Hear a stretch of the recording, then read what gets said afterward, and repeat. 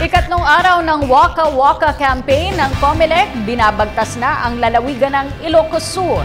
Ang detalye sa ulat ni Haji Camino.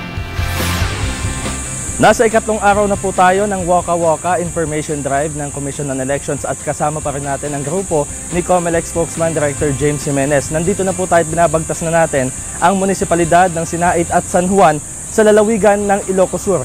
Hindi po ito simpleng paglalakad lamang dahil ang ayunin po nito ay ang mahikayat ang ating mga botante na magpa-biometrics na at maging yung mga bagong botante para sa 2016 presidential election.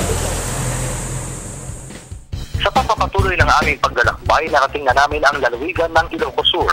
Mas mahaba ang lalakarin at mas malawak ang lugar na babagtasin. Ngunit si COMELEC Spokesman Director James Jimenez, hindi pa rin babaguhin ang estilo sa paglalakad. Well, as much as possible, we want to keep on walking, no? And we will be walking, but of course there has to be a little bit of flexibility. As long as the walk is maintained, we'll be changing schedules around, perhaps, no, but always with notice to the people who are waiting for us. Overall strategy remains the same. We walk, we talk, we inspire.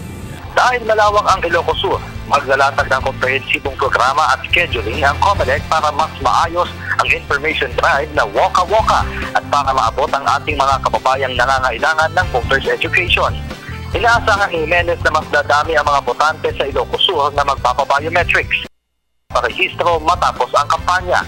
Samantala, napag-alamang maraming registered voters sa naturang lalawigan ang hindi pa sumasailalim sa computerized ID picture, thumb mark at signature ayon sa COMELEC Provincial Office.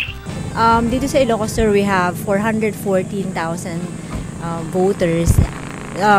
Sa 414,000 voters na yun, meron tayong 53,000 voters na walang biometrics. So yun yung tinatarget natin, na papalitin sa opisina natin para magpa-capture ng biometrics nila. Bukas ay babagtasin na ng Waka Waka campaign ang makasaysayang lungsod ng Bigan.